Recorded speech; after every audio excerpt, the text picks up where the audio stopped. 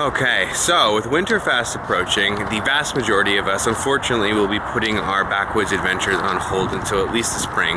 But if you're like me, you're gonna need something to keep you occupied during the long cold winter months. And because I don't think it's a bad practice to be prepared for general survival situations, I thought it'd be fun for me today to show you how you can put together your own general purpose survival kit using something that's pretty easy to find, an Altoid tin.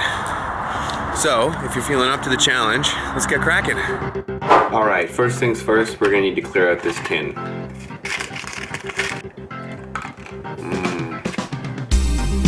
Ooh. Hey, got one. Okay, so we've got ourselves an empty tin. Now what? What can we put inside of this thing? The answer, in short, is quite a lot, actually. Now, depending on what type of emergency situation you find yourself in, typically there are four main pillars of survival. We have food, water, fire, shelter.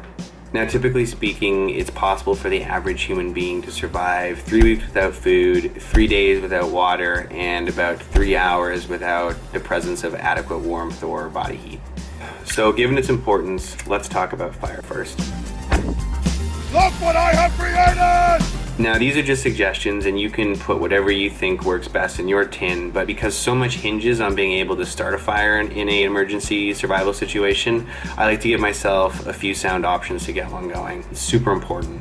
So in my kit, I have included some matches. I have a homemade fire starter, which I've constructed out of a cotton ball with some petroleum jelly and some jute twine, which on their own, all three of them are excellent fire starters. I've included a small ferro rod just because you don't know what kind of conditions you're going to be trying to start a fire in case it's wet or windy, you know, that will generate a spark regardless of the conditions you're in. I've also included a little pea lighter, and this thing is super cool. It's just under, I'd say it's about 1.5 inches, so it's super tiny. It fits really nicely in that tin.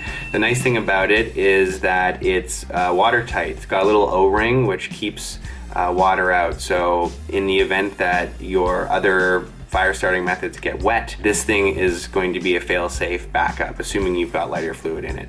I've also included a birthday candle, which is great because it pulls double duty. You can use it as a light source, but more importantly, and this is the application I find it really useful for, is that if you've built, say, a log cabin or a teepee as your fire structure, you can get that wick lit and you can actually reach inside to light your kindling to get your fire going, and it gives you a sustained flame to do that, which is really handy. And last but not least, I have included this tiny little tube of super glue. Now, the super glue is super interesting because on its own, it's an incredible accelerant and it can be used as an amazing fire starter. But because we're trying to cram all of our basic needs into such a tiny footprint in this little tin, it's super useful when our items can perform more than one role. And keeping that in mind, this tiny little tube of super glue can actually be used to suture a wound in a pinch. And anyone who's ever gotten this stuff on their fingers and their fingers stuck together can confirm the validity of that claim. It's not, you know, a perfect medical solution, but in an emergency, it can definitely get a wound closed depending on, you know, how big it is.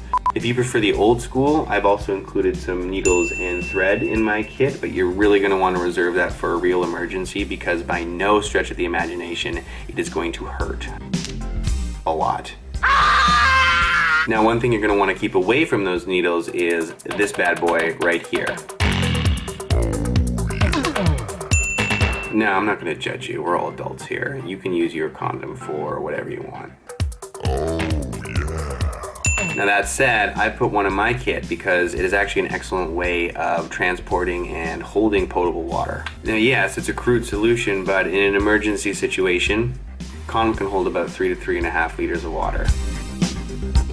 Now, this can be super useful if you need to transport water from a natural source to where you're camped out. And it's also great if you don't have another container to store water in, like a water bottle or something else. Now, if you've included water purification tablets in your tin, like I have in mine, I would highly recommend it. Dropping 1 or 2 into the condom as needed is actually a pretty efficient way to purify a larger volume of water in one go, which would be very handy in a survival situation. Pro tip though, use an unlubricated one. Okay, so what else do we have in this tin to address our water purification situation? In the absence of tablets, you're gonna need to purify your water using an open flame. And unfortunately, that condom is just not gonna cut it. Boom.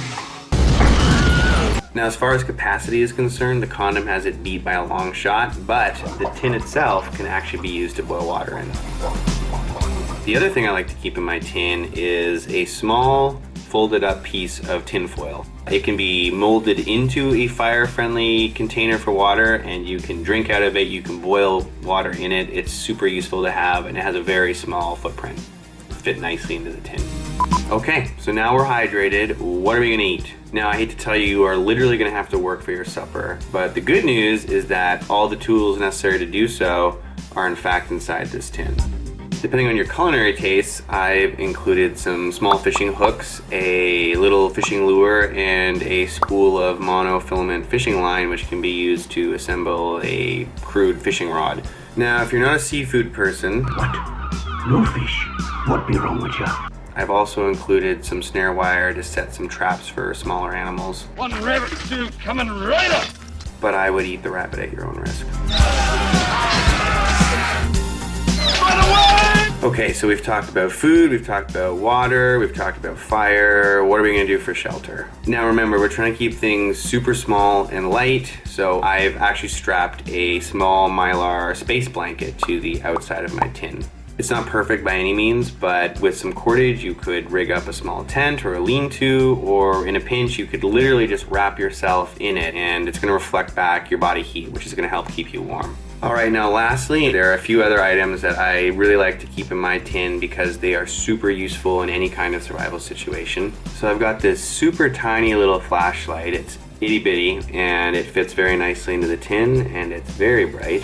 Another super important item to have, a compass. You are going to need some kind of navigational aid, especially in a survival situation. It's comforting to know that you have at least some small means of determining your direction and where you're headed. Another must-have is a whistle. Again, signaling is so important. Being able to make noise is a very, very valuable asset in a survival situation, so I would absolutely include a whistle.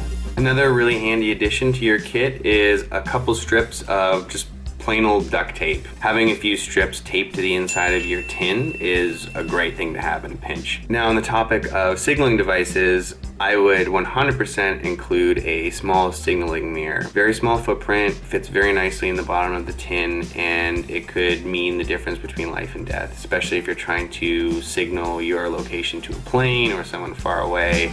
The last thing I have in my kit that I would absolutely include is a small razor blade or a utility blade. It's really nice to know that I have a backup cutting edge in a pinch, and this will fit the bill. And that is basically it. Take all those items, pack them up nice and neatly into your little tin, and Bob's your uncle. Unless Bob is not your uncle. I mean, my uncles are Brad, Jeff, and Daryl, so I digress. Anyway, pack those items into your tin, keep it on your person when you're out in the woods or on your adventures.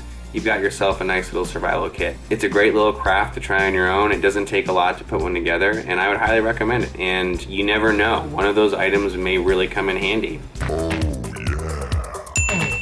Thanks for watching, and we will see you guys soon. Cheers.